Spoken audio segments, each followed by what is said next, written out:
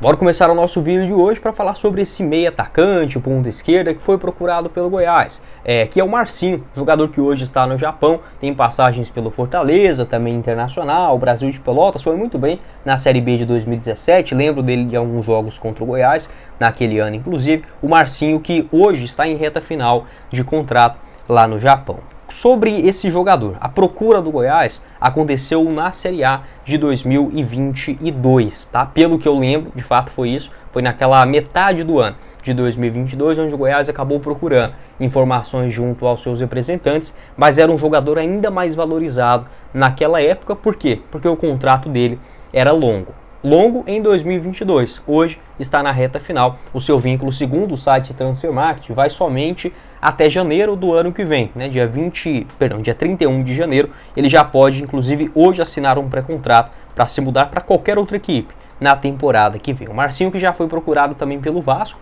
em 2022, também no ano passado, houveram conversas, negociações, mas que não avançaram. Nessa temporada, o Vitória também procurou o jogador, mas o clube, né, o Kawasaki, acabou exigindo uma compensação financeira mais alta. Eu penso que o Marcinho seria um grande jogador para o Goiás na Série B do Brasileirão. Não sei se vocês se lembram, mas ele jogou muito bem pelo Fortaleza ali em 2018 também na Série B. Foram 25 jogos naquela temporada, 3 gols e 3 assistências. É um jogador que tem a principal característica de ficar ali na meia esquerda, pode cair para dentro também, mas de tentar pegar essa bola e avançar em velocidade, tentando um drible curto, desconcertar aquela primeira linha de marcação para chegar ali, por exemplo, no bico da grande área, na entrada da grande área e ou finalizar em direção ao gol ou até mesmo distribuir assistências. No ano passado foram 5 gols e 4 assistências, 2022 o seu melhor ano lá no Japão, 15 gols e 8 passes. Em 40 jogos, o Kawasaki Frontale, que é sim um dos melhores clubes, né, na era recente do Japão, tanto é que ele foi campeão da Supertaça do Japão, também da Taça da Copa do Japão e do Campeonato Japonês pelo Kawasaki Frontale. Vou deixar para vocês o mapa de movimentação aqui do Marcinho, nessa última temporada, agora de 2024, pelo Kawasaki. Pode observar o mapa mais preenchido pelo lado esquerdo do gramado. Não é um jogador barato, tá? Eu sempre uso essa teoria aqui, porque assim, o cara sair do Brasil para jogar no Japão, ele não tá ganhando menos do que ele ganharia, por exemplo, em qualquer clube, né, que ele poderia jogar aqui na Série A, o Goiás, o Vitória, o Juventude, o Fortaleza, jogaria tranquilamente, um Bahia, Vasco, nessa temporada, por exemplo. Então, não acredito que o Marcinho receba menos, por exemplo, do que 250 mil reais mensais. Está em reta final de contrato, o que acaba facilitando por não exigir uma grande compensação financeira hoje, né? Segundo o Transfermarkt, ele está avaliado em 900 mil euros, algo na faixa de 5 milhões de reais. Ele chegaria, por exemplo, numa posição muito carente, que eu penso que o Goiás precisa se contratar nesse ano, que é a ponta esquerda e a meia central. Essas duas posições o Marcinho pode fazer, ele que é destro, tem 1,73 m de altura, baixinho, também muito bom nesse jogo de habilidade, ágil, né, na tomada de decisão e nos seus dribles curtos, também já atuou mais centralizado. Aqui no Brasil, né, falando sobre a carreira aí do Marcinho,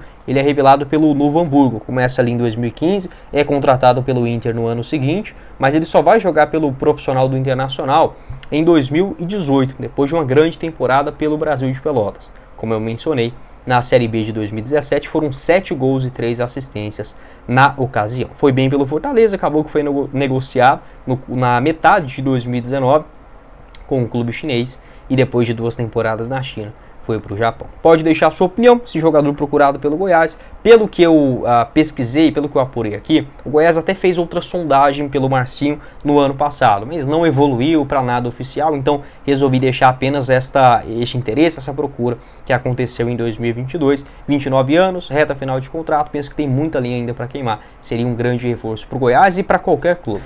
Bora começar o nosso vídeo de hoje para falar sobre esta temporada de 2024 do Goiás, que era para ser um ano tranquilo financeiramente falando, apesar de estar na Série B do Campeonato Brasileiro. Parecia ser uma temporada onde o Goiás corrigiria alguns erros dos últimos anos, faria um time tecnicamente um pouco melhor e voltaria para a Série A do Campeonato Brasileiro, desta vez sem dívidas, sem aquela grande pressão financeiramente falando, como foi em 2021, e por que não, né, tentar retomar o caminho de conquistas, de boas temporadas em competições de mata-mata. A questão é que novamente a gente chega na metade do ano sem nenhuma perspectiva. Parece que o Goiás seguindo naquela sina de a cada 6 meses, né, não está sendo nenhum ano, a cada 6 meses parece que o Goiás acaba encolhendo ainda mais, né? Já perdeu o Campeonato Goiano. Eu coloco assim, das ponderações, né? Eu sempre gosto de ser um cara um pouco, pelo menos honesto e justo aqui no canal.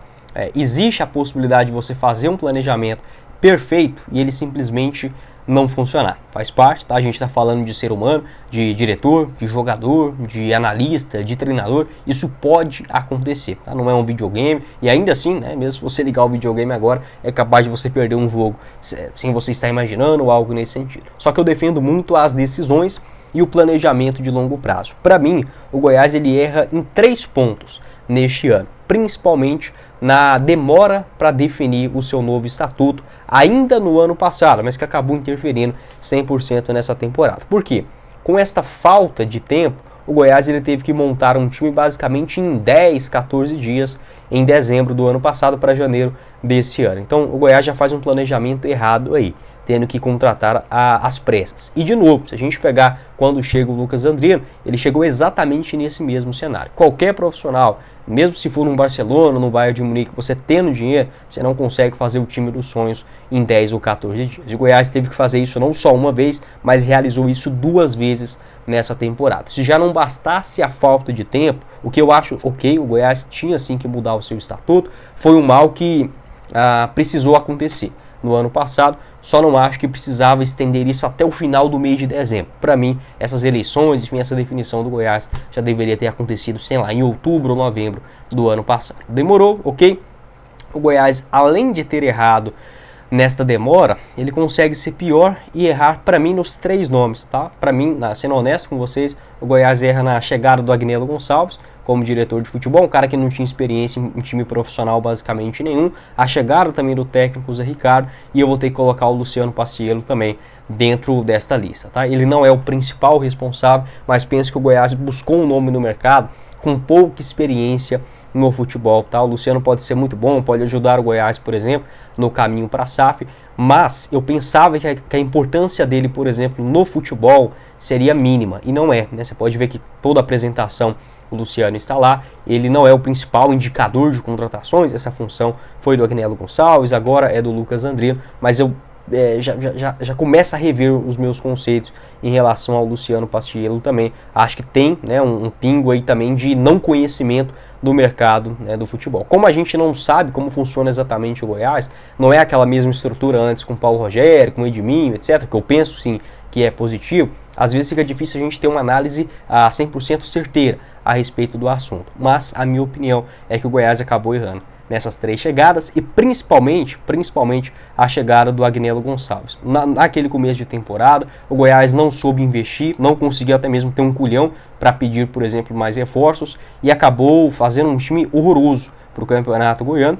E até hoje sobra isso para o elenco do Goiás, né? O Ian Lucas, o Cristiano foram contratações, por exemplo, daquele período. Chega o Lucas Andriano naquele momento para tentar salvar uma temporada onde era muito complicado. Ele até consegue ir bem no mercado, mas nessa janela de transferências agora acaba errando, né, em alguns nomes e também faltando ousadia por parte da diretoria alviverde. Então, se já não bastasse aqueles erros em dezembro, a demora para a montagem do elenco, o Goiás faz 2 elencos na mesma temporada, contrata 2 diretores de futebol, sendo que nenhum deles tem essa experiência em levar um clube da Série B, né, para a Série A do Brasileirão, contrata um técnico em péssimo trabalho no começo do ano, faz uma aposta, né, que eu até via com bons olhos, mas que acabou não funcionando, do Márcio Zanardi, e só agora, né, basicamente no mês de agosto, que o Goiás trouxe um técnico nível Série B, né, do Campeonato Brasileiro, que foi o Wagner Mancini. Então assim, demorou demais para as coisas acontecerem. E sendo honesto com vocês, eu pensei que a Série B do Goiás seria